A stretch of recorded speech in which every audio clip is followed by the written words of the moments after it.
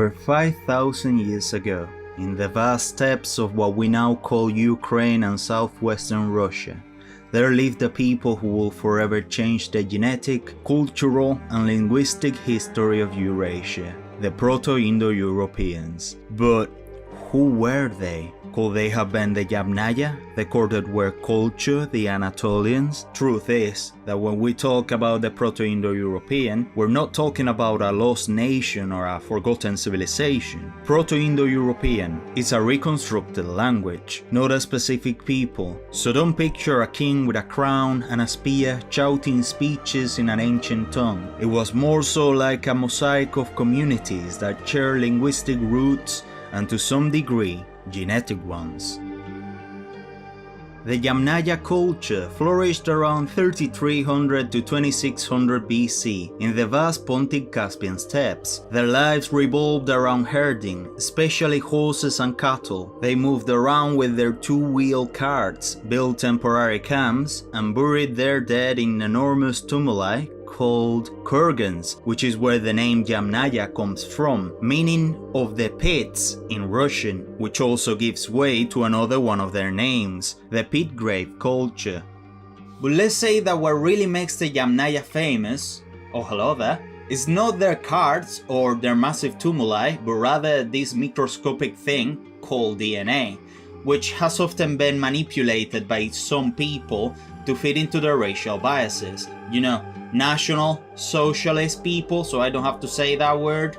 But research like that of Haak and Alentoft show us that the Yamnaya were actually quite different from that stereotype. They had roughly 50% of Eastern hunter-gatherer ancestry, people that had been living in the steppes and western Siberia for millenniums already. And they are the same population that the Uralic peoples descend from, by the way. They also had 10 to 15% of Anatolian farmer ancestry, who had come from southeastern Europe through the Balkans, and also up to 35 to 40% Caucasian hunter-gatherer ancestry, CHE, who had really strong ties to populations from the Middle East, and that mixture made them really different from the other Neolithic farmers of the rest of Europe and the northern hunter-gatherers. So we now get to the fun part.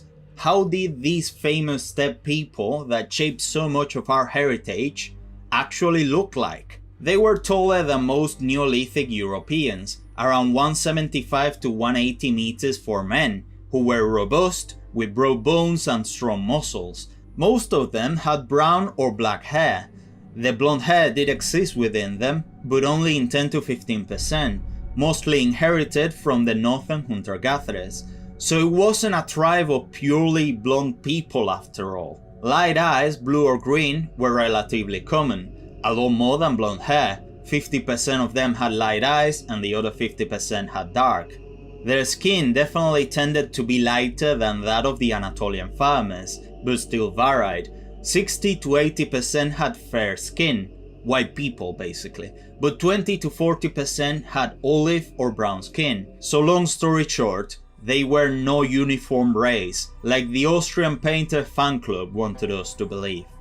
So I want you to imagine a group of tall, strong herders with thick beards, eyes glinting under the steppe sun, riding wooden carts while dragging their herds. That was the appearance of the Yamnaya. In the Pontic Caspian steppes, a Yamnaya hunter talks to his friend.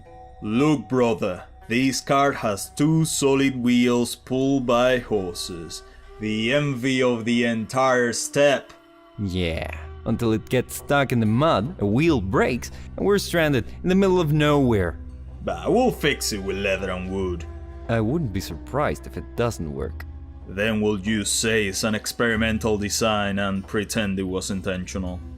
The Yamnaya didn't leave any books or cities, but ironically, they left something far more lasting: the genes and the linguistic roots of languages spoken today by over 3 billion people, almost half of the planet. Their migrations will transform Europe and Asia. But before we get to that part, we need to look at their closest heirs, possibly the parents of Northern Europe.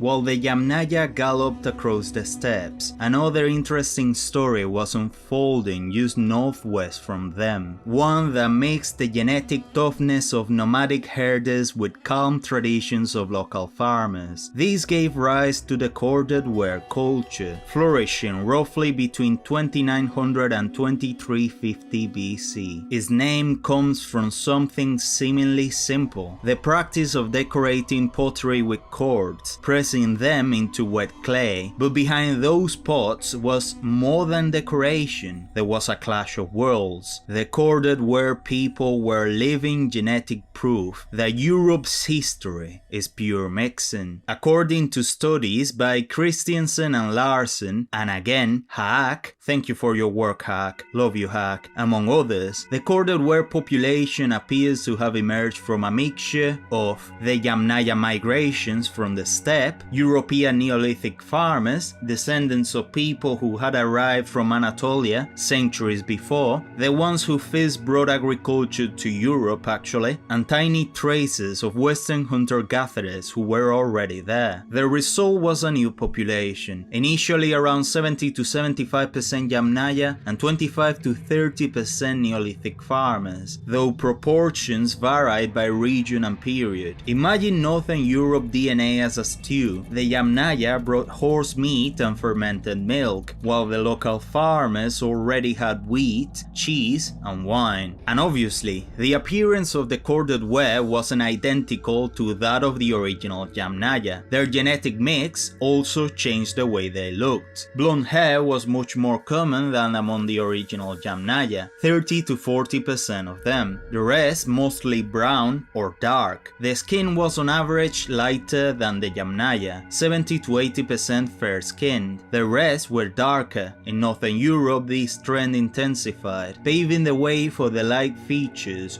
we see in Scandinavians and Baltics today. Blue eyes, already frequent in the north, became even more common. Overall, light eyes appeared in 50 to 60% of them. They were still tall and robust, though slightly shorter than their strictly steppe ancestors, around 1.72 to 1.78 meters. In short, if the Yamnaya were 20 to 40% bronze towering people of the steppe, like for example Mariano Di Vaio, the corded ware began to resemble the northern stereotype we imagine, like, I don't know, PewDiePie, but still different. The corded ware were both farmers and herders. They used polished battle axes, buried their dead in individual graves with goods, and made pottery for storing grain, as well as drinking beer. Priorities. Many archaeologists believe the corded ware were key in spreading Indo-European languages in Central and Northern Europe, acting as a bridge between the Yamnaya and later populations like the Belgica and battle axe cultures. If the Yamnaya were the spark, the corded ware were the fire spreading across Northern and Central Europe.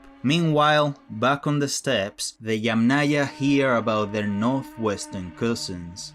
I heard those northerners make pottery with cord patterns. How fancy. We have 6 oxen, enormous burial mounds for our people, sturdy wooden carts, top speed downhill, you know, proper technology. Meanwhile, they can just decorate pots. I guess everyone's got their priorities.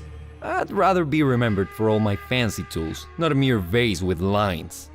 Genetically, the corded ware are among the most direct ancestors of today's Northern Europeans. Corded ware ancestry is so influential that it still makes up to 40 to 60% of the DNA in Germanic, Baltic, and Slavic populations. For example, the top Swedish lads of Sabaton are pretty close to how these people looked. So, every time a 1.80 meter tall and chill Scandinavian enjoys a beer, they're probably in debt to those corded ware who combine the strength of the steppe with the agricultural calm. But one important piece of the puzzle remains: their language.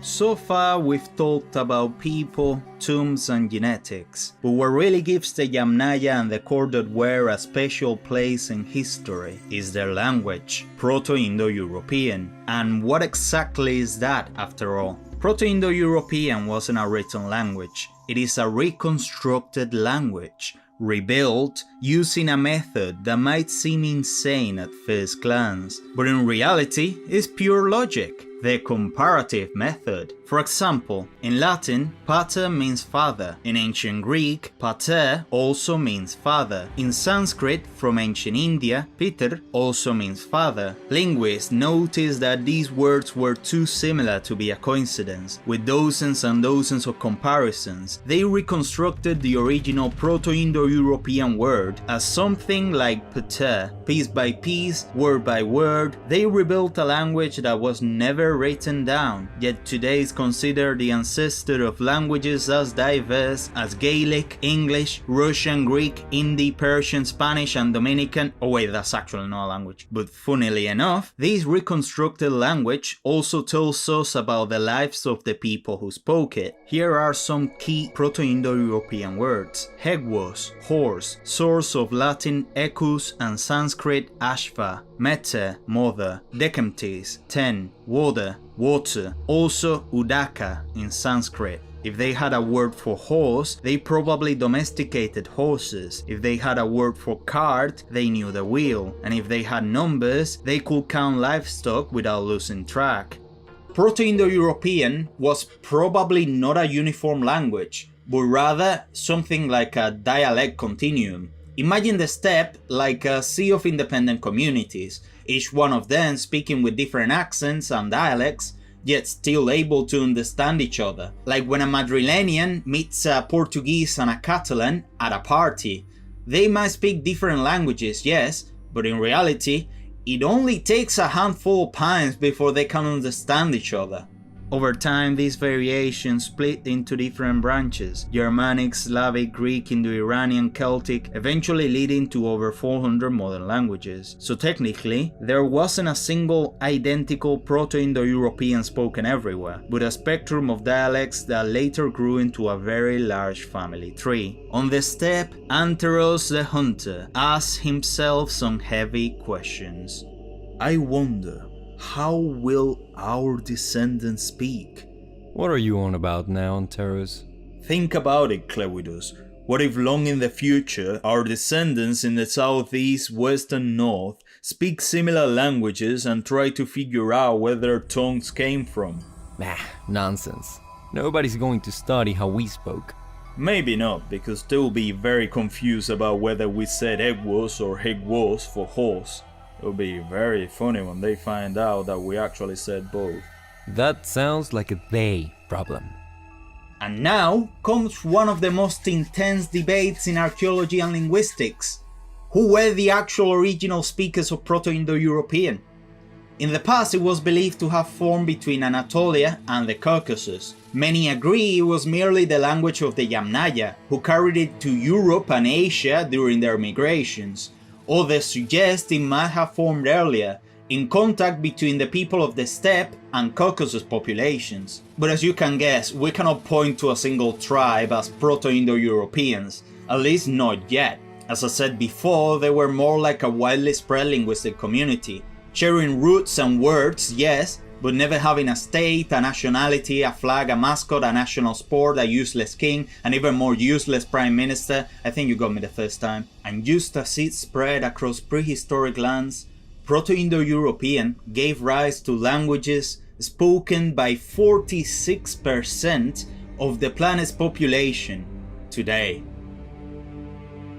After thousands of years herding horses and decorating pots, the Yamnaya and their descendants began moving into Europe and Asia. But contrary to popular belief, it wasn't a spectacular invasion with gleaming swords, war cries, strategic flanks, basic stuff. No, it was merely a steady migration, with both men and women slowly mixing their DNA with the locals. In some regions, up to 70% of the previous genetic makeup was replaced by Yamnaya ancestry. The reasons may be different diseases, genetic mixing, occasional conflicts, or maybe there simply weren't that many people there when they arrived. To the south and east, some Yamnaya ancestry reached India and Iran, probably bringing the ancestral dialects of Indo-Aryan languages. As a fun fact, the word Aryan solely refers to Indo-Iranian people. It was 19th century scholars and later the Austrian painter club who used it to name the original Indo-Europeans, but it was a misuse of the word. There is no negative connotation to naming Indo-Iranian peoples as Aryans. That is what many of them have been calling themselves for thousands of years. The steppe herders became the invisible ancestors of millions today, from Scandinavia to the Indian subcontinent, and in the twilight of their life on the steppes, the Yamnaya prepare for their last great journey. Brother, why are we leaving the steppe? Because beyond it, there will always be greener pastures. You only care about your animals. What if there aren't any? Then we'll pretend there are, and convince everyone it was a strategic migration. And what if we meet other people over there? Easy. We trade them our horses or oxen. Though it might not work. Hopefully it will work. And if it doesn't, throwing hands might make them reconsider. The expansion of the Yamnaya and corded ware explains much of today's European genetic pattern. Light eyes and blonde hair became more common thanks to mixing in the north. Yamnaya height and robustness were preserved in many regions of Eurasia. Some populations today carry 30 to 50% steppe ancestry, depending on the region, with the highest percentages in Norway and Finland. They also brought the horse to a great part of the world, becoming one of humankind's best friends. And most importantly, they consume milk and dairy products, generating lactose tolerance that most of their descendants still carry to this day. Yes, probably you watching this. And if you can't, I'm really sorry about that, mate. But if you can eat cheese or ice cream, the next time you do, say thank you to your great-great-great-great-great-grandfather, Anteros. And that was the story of the Proto-Indo-Europeans. One of how a handful of nomadic herders changed the course of European and Asian history by traveling very far away. They left no empires, no temples, no written legacies, but they did leave their genes, their tools, horses, and most ironically, a language that, although never existed on paper, lives on in millions of people. Their DNA went everywhere, giving rise to the Bronze Age Europeans, to the Persian Empire, to the Indian dynasties, and centuries later, to many of us. Although most of European DNA continued to be from the Anatolian farmers, it is a reality that you can go from the most western part of America all the way to the Gaelic of the British Isles and end up in Tajikistan, a country that I didn't even know existed, and they all speak Indo-European languages. That's incredible, that's absolute cinema. The Yamnaya could have never imagined that their carts, horses and beards will end up in a weird laboratory and linguistic textbooks, or that their ghostly words will shape 400 languages. So when a Spaniard says madre, an Englishman says mother, and an Indian says mater, or when you yourself pronounce an Indo-European word, remember, you are connected with someone who lived 5,000 years ago in the vast steppes and probably never imagined that their blood and their language will end up in you. And if you ever feel lost in history, remember that even a simple sarcastic shepherd can leave an immortal legacy. Without the need for a crown or an empire, just a hard-working life, their DNA, and a few weird words. So who knows, you might end up in some futuristic laboratory when they want to find out how our lives were and what language we spoke.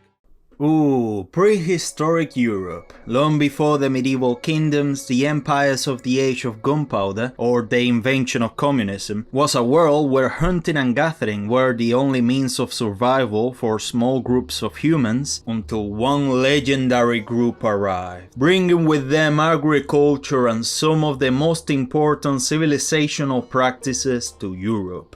The Indo-Europeans, right?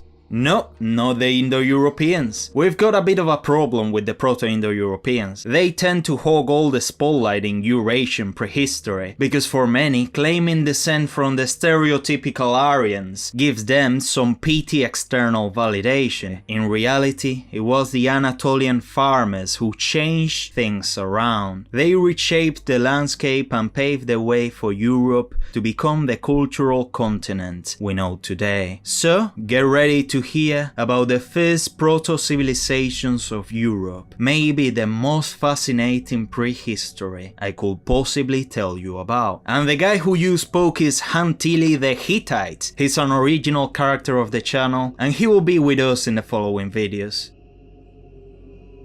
And the first chapter in this story is the arrival of the Anatolian farmers to the European continent. These pioneers didn't just bring seeds and domesticated animals, they brought multiple things: pottery, weaving, permanent houses, and sedentary life itself. But these Anatolians didn't appear out of thin air. Their roots go back all the way to the Fertile Crescent, 12,000 years ago. I promise I won't make this long. When the Natufians of the Levant began experimenting with the gathering of grains, they developed techniques for grain storage, grinding, and animal management, and discovered the single most important human-made product in history. Beer? Exactly, you nailed it this time. We all know that human progress is just a massive conspiracy to get us drunk, and I'm not complaining about it. Many Natufian descendants migrated north, mixing with proto-farmers of northern Mesopotamia and the hunter-gatherers of Anatolia. By around 7000 BC, the Anatolian farmers had taken shape. As they refined Natufian techniques, they adopted agriculture, which wasn't just planting seeds, but rather a sophisticated and hard commitment to the land, involving planting, crop rotation, gathering, animal keeping, and the construction of permanent structures. These led to some of the first permanent villages in human history, including Çatalhöyük, often called the first city of humanity. This lifestyle shift, called the Neolithic Revolution, changed humanity forever.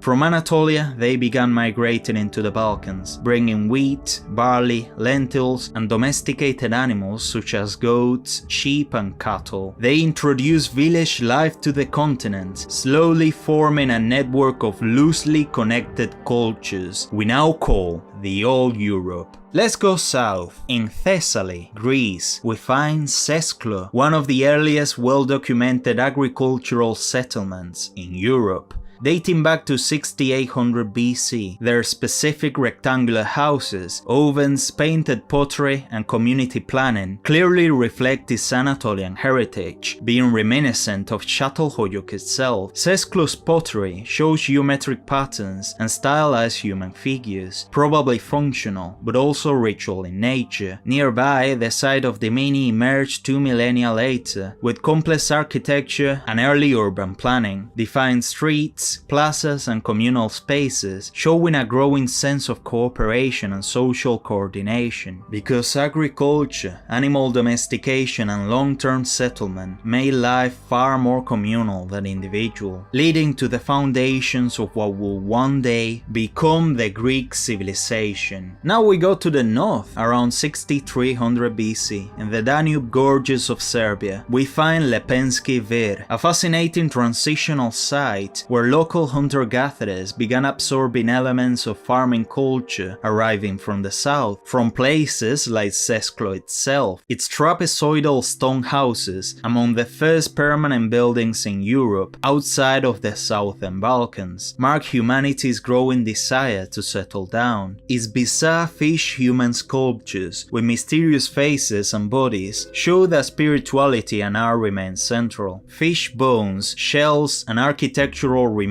suggest a mixed diet of farming and fishing, hence their peculiar appreciation of fish. Genetically, Lepenski Vir's population was a blend of European hunter-gatherers and Anatolian farmers, almost half and half, the first significant biological and cultural contact between two different worlds.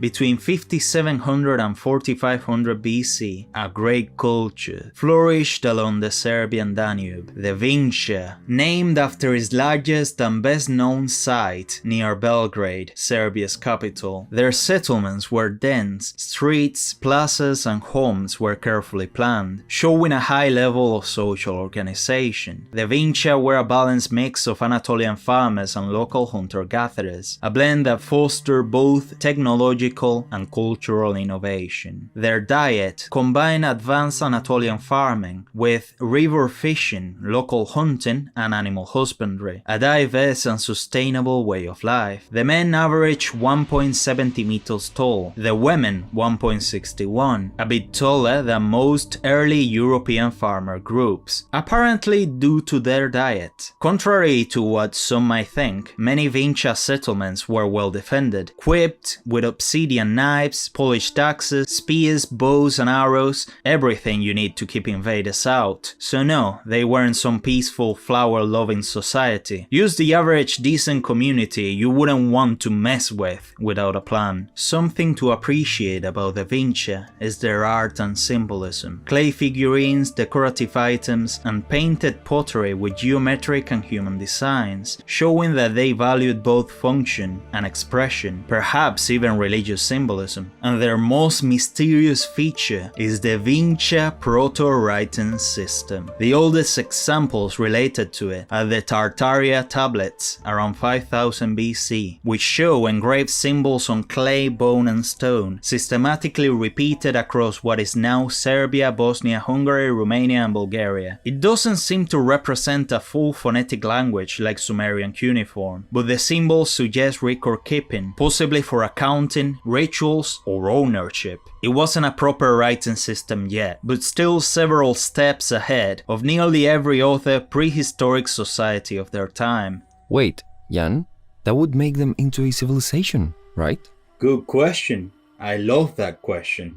Some settlements like that of Vinča Beloverdo shows advanced social coordination, which is a key hallmark of civilization. The presence of Chalcolithic tools, made of stone and copper, implies metallurgy and technological specialization within their society. However, despite their impressive achievements, the Vinča did not develop a full writing system or centralized state structures. There is no evidence of bureaucratic administration, monumental architecture, organized armies, or clear social hierarchy, traits that mark the shift from an advanced society to a fully fledged civilization, like Sumer or the Indus Valley civilization, for example, at least according to most scholars, the impartial ones anyway, without a Eurocentric bias. Their proto-writing influenced some others of all Europe, but it remained isolated, and it was abandoned around 3500 BC, and although some of their settlements were quite big, reaching about 2500 to 3000 inhabitants, larger than contemporary Proto-Uruk or many early Sumerian towns, they never achieved the density or political hierarchy that Sumer would reach a millennium and a half later. Calling the Vinča a proto-civilization is not far-fetched at all, especially if your definition for it is an almost full civilization. They had urban development, complex economy and symbolic record-keeping, essential elements that hint at how close they were to taking that final leap towards a full writing system and political centralization. Though they didn't. Their prosperity faded after 4500 BC due to crises and slow migrations to other places, but in many ways, the Vinča were an advanced experiment of humanity, a silent prelude to the great civilizations that will emerge a millennium later in Mesopotamia and Egypt. So most certainly, the Vinča was the first proto-civilization in human history. And it was in Europe. And what about Mehergar or Ubaid?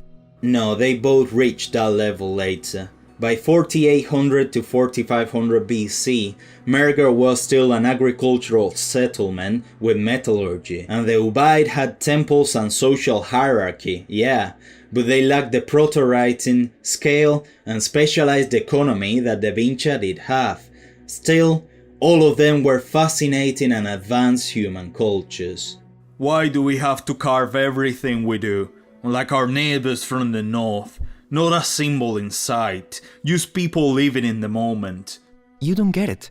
If we don't carve it, thousands of years from now, no one will know about the great things we did.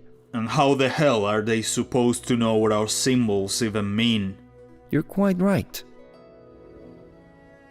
Between 4800 and 3000 BC, the Cucuteni Tripilia culture dominated Eastern Europe, covering much of what is now Romania, Moldova, and Ukraine. Their settlements weren't just pretty big, they were also surprisingly well planned for their time. Organized concentric circles, streets and communal plazas, beautifully painted houses, it all showed a strong sense of social organization and aesthetic awareness. Some villages reached populations of 15 to 20,000 people, making them the largest settlements in the world at the time. These people had mostly Anatolian ancestry, around 70%, with a gradual increase of local hunter-gatherer DNA, likely the result of continuous interaction and cultural fusion. Daily life involved ceramic manufacturing, weaving, metallurgy, and food storage in specialized structures, and just like Da Vinci, they also had tools that could very well be used for self-defense. The art of Cucuteni Tripilia is astonishing. Their painted pottery shows intricate geometric patterns, human shapes, spirals, knots, symmetrical designs, all suggesting a society that valued collective identity, maybe tied to fertility or harvest rituals. The attention to beauty and symmetry doubles down on the fact that they valued both functionality and beauty. These same spiral, knot, and symmetry motifs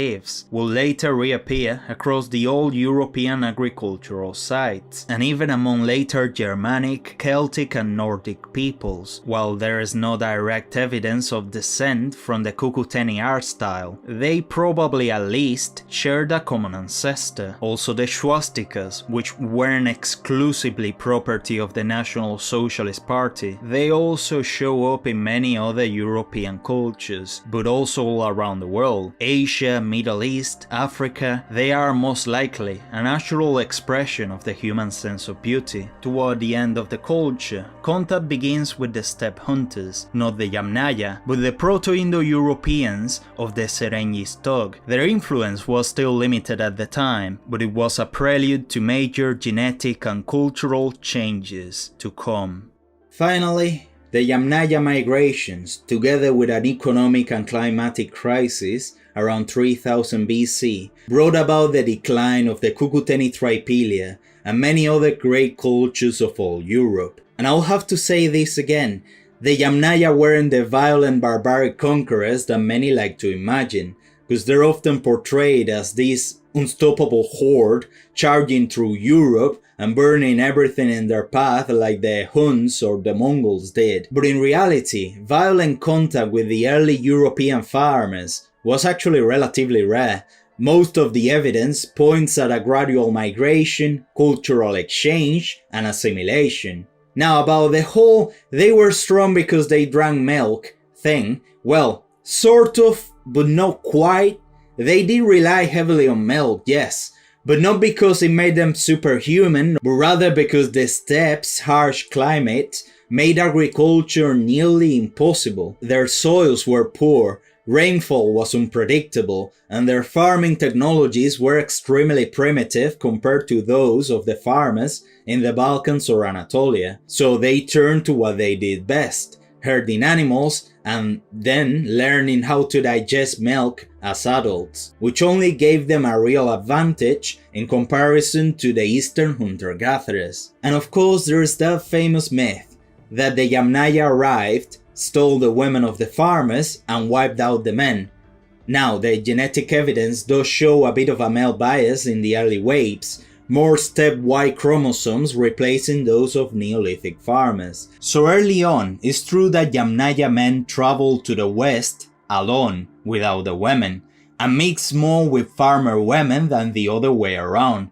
cause the Yamnaya women didn't arrive in the first waves. But that's of course only the beginning of the story. As migrations continued, later waves show a more balanced pattern, suggesting that the two populations gradually merged, both genetically and culturally. It wasn't conquest, it was just a regular integration. Families were forming, cultures were mixing, and Europe was changing forever in a rather peaceful way. Most of the Neolithic DNA in the areas of contact has a similar amount of male and female Neolithic and also Yamnaya ancestry. So in reality, for every Neolithic woman that a Yamnaya man took, a Neolithic man took on average a Yamnaya wife. In the end, it seems less like an invasion and more like a great migration like any other, don't you think? But life in the Cucuteni-Triphylia cities was an astounding demonstration of human cooperation.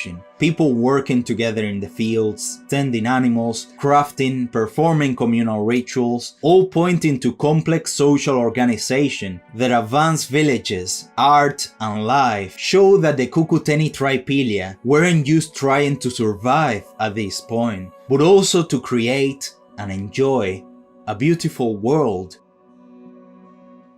Between 4600 and 4200 BC, on the Bulgarian Black Sea coast, the Varna culture flourished, famous for being the first evidence of clear social inequality in Europe and also the earliest wearing of gold, not only in the continent, but in the entire world. The Varna graves were filled with gold, copper, and ritual objects, which means accumulation of wealth, social roles, and hierarchy. Varna proves that Europeans could develop a complex society, social stratification, and even maintain long-distance trade before formal writing appeared. Their population was predominantly Anatolian, mixed with local hunter-gatherers, though the later arrival of Proto-Indo-Europeans will change things a little bit. The art and the funerary objects of the Varna reflect a deep spiritual belief and a strong identity. Wealth and status became visible, marking the first European elites in prehistory. And although all Europe has often been described as matriarchal, the evidence instead points to egalitarian societies without any gender hierarchies, at least no clear ones. Women were buried with precious or prestigious items like the men, and appeared to have participated in nearly all community roles. Then came the Yamnaya migrations, who brought a culture with a stronger military ethos, together with population growth, and of course, an inevitable competition for resources. So territorial conflicts became a significant part of European life, and since women weren't generally forced into warfare, men began accumulating more resources, especially from bounty, gradually creating the gender gap that persisted in most of Europe for millennia. The story of the Anatolians in prehistoric Europe shows how the continent learned to tame the land, organize itself, and even build cities, long before the first recorded civilizations even existed. Sesklo showed an early success. Lepenski Vera a period of transition. The Vincha were very keen on becoming a full-blown civilization. The Cucuteni-Triphylia built villages that still look massive by modern standards, and the Varna, as if that weren't enough, even developed social hierarchy and bling in 4600 BC.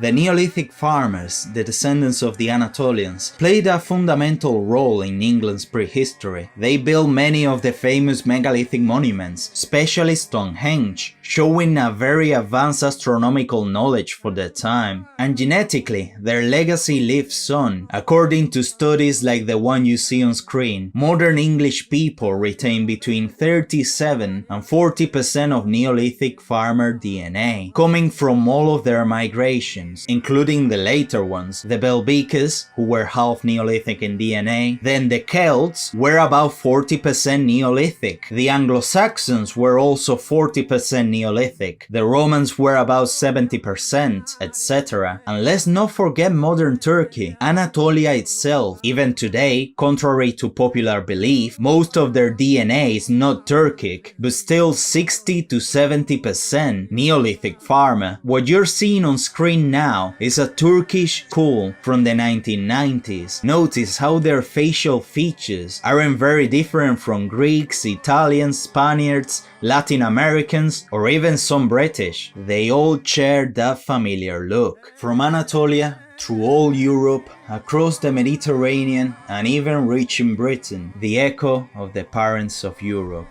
Because their legacy is immense. Even today, the Neolithic farmers remain the single greatest genetic contributor to modern Europeans, especially in the southern half of the continent. It's believed that the Basque language might preserve echoes of how those ancient Anatolians once spoke, but that's a debated topic deserving of another video. And if you're wondering who are the most similar to them today, at least physically, well, beyond the Greeks, Tuscans and Spaniards, all of whom are over 50% Neolithic in ancestry, the answer is the Sardinians. They have preserved about 90% of that ancient DNA, and although physical traits evolve, they've also kept prehistoric cultural traditions. Their songs and throat-style singing, similar to Mongolian overtone chants, carry an echo from a time when Egypt hadn't yet risen, Sumer hadn't yet carved a tablet, and the Yamnaya haven't yet roamed the steppe. And now, if you want to pay any respects to the ancestors of Europe, then you only need to do one thing. Listen silently to the music of those who resemble them the most today.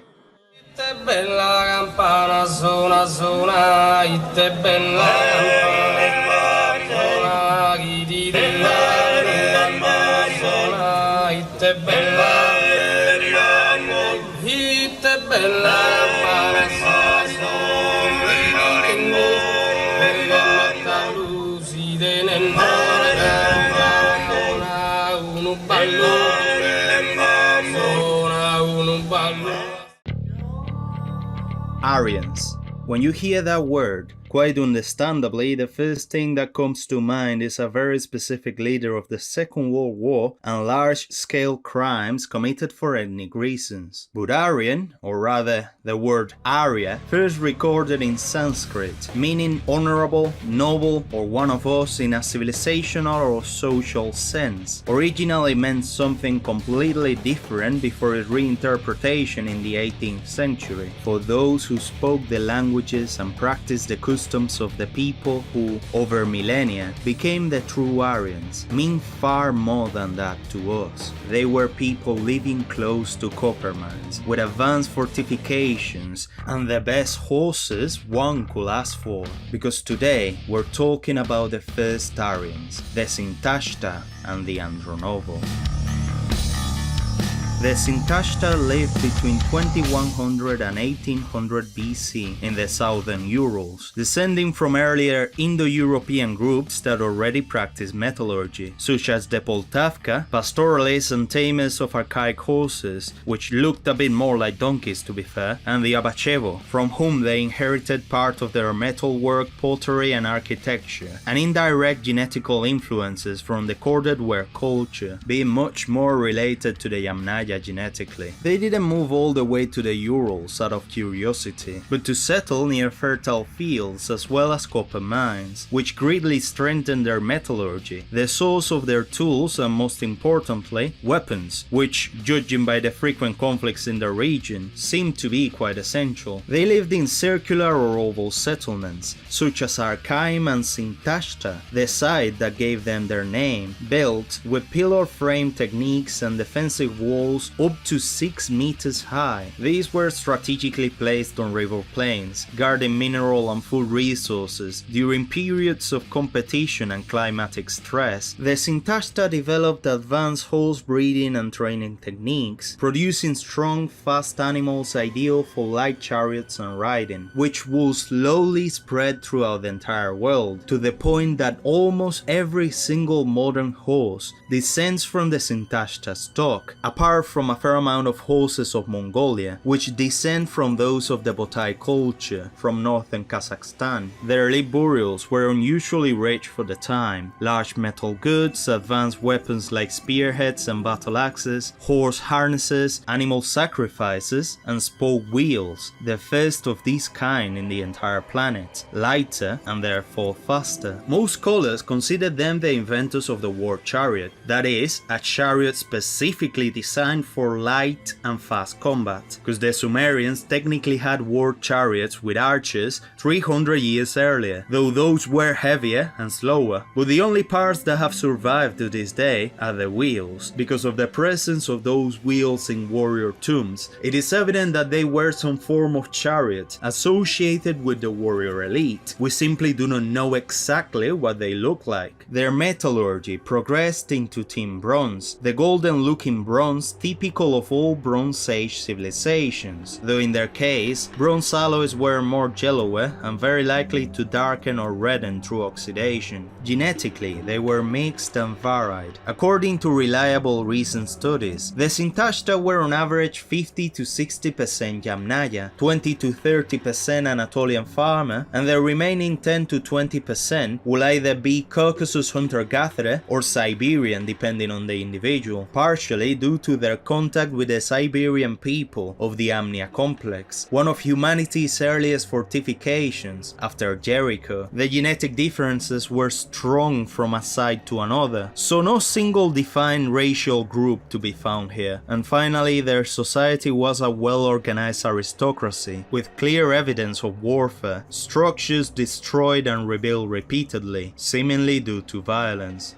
But then why am I calling them the first Aryans? Well, it's because the Sintashta are considered by many archaeologists and linguists to represent the first cultural expression of the Aryans, or Proto-Indo-Iranians, who later split into the peoples of Iran and Vedic India. This identification is not just a belief, it's based on different kinds of evidence. First of all, they had light spoke wheels, a hallmark of Indo-Iranian cultures such as the Persians, Mitanni, and the Vedic Indians, along with horse burials, bronze weapons, and fortified steppe warrior societies. Second, their funerary rituals and horse cults, including the sacrifices, match descriptions of the Vedic hymns, which refer to their ancestors using the word Arya. That line beneath the accent mark isn't just decorative, by the way, it means a long stressed A, just like the long vowels O and A in Romanus, the Latin word for Roman. Third, although genetically mixed, the Sintashta were the most directly related to the Proto-Indo-Iranians before the Andronovo horizon. Their men mostly carried haplogroup R1A Z93, typical of later Indo-Iranian branches. They also share reconstructed words for chariots, horses, and sacrifices, later found in Sanskrit and Avestan. Also, that doesn't mean that they all spoke the same dialect. There were many tribes and accents, because the Sintashta were not a single homogeneous culture, but a group of related cultures sharing similar practices. Fourth, we know that Indo-Iranians worshipped fire as a divinity later on.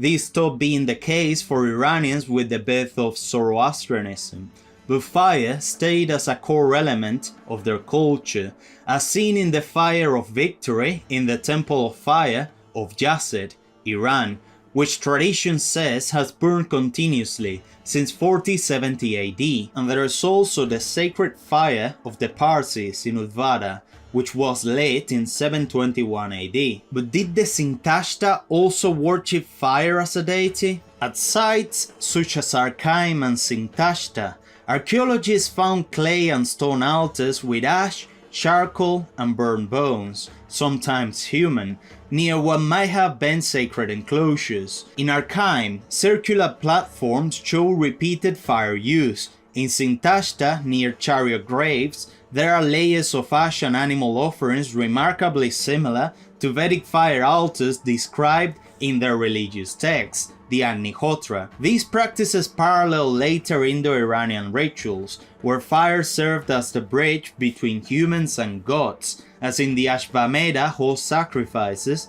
or offerings to Agni and Atar. Although we can confirm that they worship fire as an autonomous deity, because they had no writing, neither did the direct Andronovo descendants, evidence show fire held a central ritual role. Thus, many scholars argue that their Sintashta and their direct descendants, the Andronovo horizon, were the first true Aryans in the original sense, the people who carried Indo-Iranian languages descending from Indo-European, horses, wheels, and chariots into South Asia and Iran, where a millennium and a half later, the Achaemenid Empire will rise. Of course, not every trait matches perfectly, and the Sintashta could have never written anything explicitly saying, "We are Aryans," but the truth seems to lie between the lines.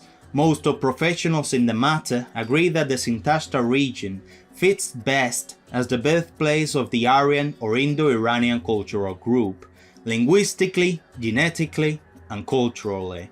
It seems they truly were the first Aryans.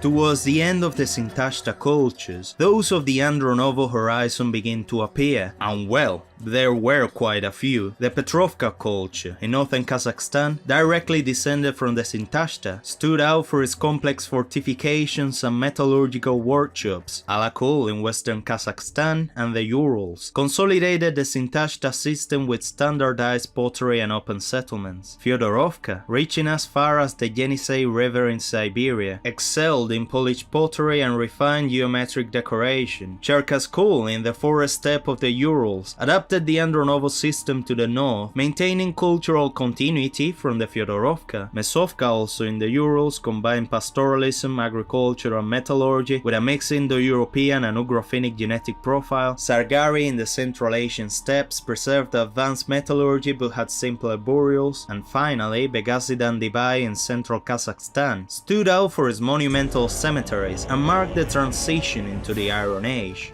Yeah, you summarized 7 different cultures in under a minute. You're welcome. But then, if they were all different cultures, what made them Andronovo? Well, they were a proto-civilization of sorts. They share many civilizational practices, despite having an ethnic and linguistic variety. Despite regional diversity, all these cultures shared a common technological, economic and symbolic foundation. Their economy relied on mobile cattle and horse herding alongside sedentary agriculture and advanced bronze metallurgy, leveraging extensive trade networks for copper and tin, stretching from the Urals to Central Asia. Metallurgical workshops and smelting furnaces were present in all, along with standardized bronze tools and weapons. Architecturally, the settlements, whether fortified like the Sintashta or open like the Alakul, had planned housing, internal streets and drainage, evidence of complex social organization. Mobility and mastery of the horse were central to the cultural identity. The two-wheel spoke chariots, first developed at Sintashta, spread throughout the Andronovo horizon and transformed transport and warfare across Eurasia. Ritually, the symbolic importance of the horse and fire-related rites persisted throughout the system. Contracted burials and cremations reflect local diversity, yet share a common ideological backdrop of fire worship, probably linked to Indo-Iranian roots. Grave goods with elaborately decorated pottery, weapons, tools and chariot remains provide strong evidence of status and social hierarchy. The Sintashta-Andronovo horizon acted as a bridge between Eastern Europe, Central Asia, Siberia and parts of South Asia, with mutual influences giving rise to Aryan traditions. These communities forged a transcontinental network based on metallurgy, trade, and warrior culture. In short, Sintashta and Petrovka provided the initial drive, Alakul and Fyodorovka expanded the Andronovo horizon, Cherkasskul and Mesovka represent regional adaptations, and Sargari and Begasidan-Dibai mark the transition to late Bronze Age practices. Together, they all form the most influential cultural system of the Eurasia of the 2nd millennium BC. Literally, the physical and spiritual cradle of the great peoples who centuries later will explicitly call themselves Arya. These men and women thousands of years ago, set out from the Urals, crossing vast steppes, mighty rivers and towering mountains, carrying something no genetic study can measure, their language, traditions, ideas and values. They were the bearers of a heritage defined not by names or blood, but by something greater. Because when we say Aryan, we're not talking about a race, ethnicity, or a people boxed into a map. It never was. This word never meant ethnic discrimination, imposed hierarchies, or a justification for the worst war humanity's ever had. What it meant was virtue, respect, what is our own, the noble ones. And I don't mean noble as a social class or inherited privilege, but as a trait, as being noble. Part of what Zoroastrianism later defined as being good, as opposed to being bad. Even in the oldest Buddhist scriptures, the Four Noble Truths of the Dhammapada, which record some of the core teachings of Buddha himself, use the word Arya as an equivalent to noble in noble truth.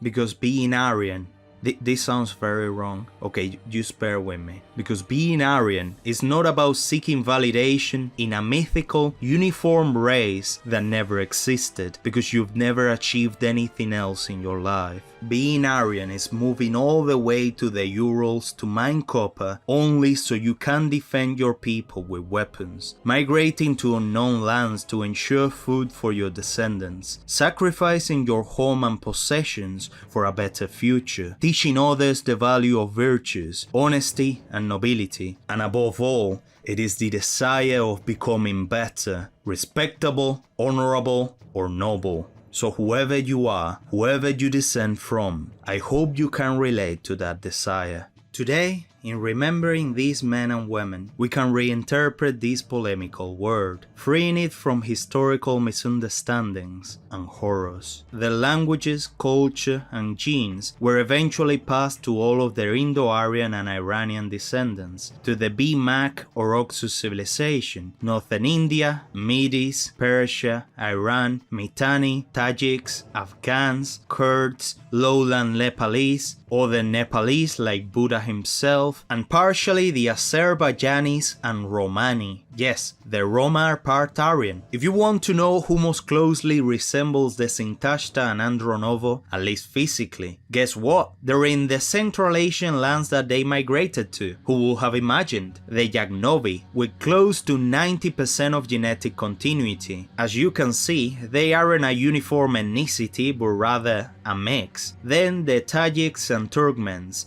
preserve 57% continuity, and the Scythians, who later conquered the Pontic-Caspian steppe, retained a considerable portion of Andronovo DNA. So if you want to see what the first Aryans look like, just look into the eyes of a Yagnovi. It is the closest thing left. And now, the most obvious question arises. Aren't Europeans Aryans as well? Well, just a little bit. Only a small fraction of Sintashta DNA made it into Europe, and today the only populations with a notable amount of their DNA are the Eastern Slavs and the Baltics, that is specifically Estonia, Latvia, Lithuania, part of Eastern Poland, Belarus, Ukraine and Russia. And most, they carry 5 to 10% Sintashta DNA, so if they want to call themselves part Aryan, be my guest. There is also the belief that some European words derive from Aryan, like the name Ireland, which has absolutely nothing to do with that. Ireland comes from the Celtic goddess Eriu. I'm really sorry about the pronunciation of these words. Old English Eriu land, which ended up being Ireland, and Eriu itself derives from the Proto-Celtic word Iweriu, probably related to a word meaning fertile or abundant land. This in turn comes from the Indo-European Piwerian or Paywerian, meaning abundant land, rich in fat or dense. So yeah, not very related to the word Arya, I don't think. Also, some might believe that the word art comes from Arya. This is also quite unlikely, but let's see why people think that. Art comes from the Latin ars, or artis, which originally meant skill, technique, or dexterity. Its Indo-European root is ar or air, in the sense of to fit together or assemble, from which words like armin or order also derive. So it has no relation with the Aryans or the word Arya, even if it sounds similar. So no Aryans nor any Arya-related words in ancient Europe. Europeans only began calling themselves Aryans when some 18th century writers got carried away with pseudoscience, misinterpreting the meaning of Arya. The desire of many European populations to identify with the Aryans has different reasons to be. It was very common in Germany in the past, a culture that has always tried to give itself a civilizational and glorious origin, especially during the Second World War. Germany's allies had different ways of glorifying their past. For example, Italy had the Roman Empire to romanticize. But what ancient civilization did Germany have? None. And that, my friend, is one of the many reasons for the existence of myths such as the National Socialist perception of Hyperborea, Agartha, or Thule, giving the Germans a very glorious origin. There's also the National Socialist Aryan myth, the idea that the Aryans were a superior race and that the Germans had preserved their DNA the most. And I love the irony that technically the Slavs that they discriminated so much actually had more DNA from the real Aryans than the Germans do. It's almost poetic. Many people in the United States of America, especially in the past, were and are big fans of these too. They try to give themselves an excuse of being superior and better to legitimize their presence as a culture or group. And in case it needs to be said, I'm not referring to contemporary Americans, but to their ancestors who were immigrants on a land that wasn't theirs, coming from across the sea. And you might say, oh, but they brought civilization. Bringing civilization does not justify the genocide of thousands upon thousands of the original inhabitants of the fragging land that you settled on. When it is better to use let go and understand that your ancestors might have done bad stuff, but you are not your ancestors. You are you, born and raised in the country that doesn't need to know what the heck is a kilometer. And the situation is similar in Australia and many other places. But no, Aryans refer to the Proto-Indo-Europeans, Indo-Iranian populations and their descendants, Persians, Tajiks, Yagnobi, Kurds, Romani, etc. Thank you very much for watching, and subscribe if you want to see more videos like this. It's been a pleasure. As always. Ciao!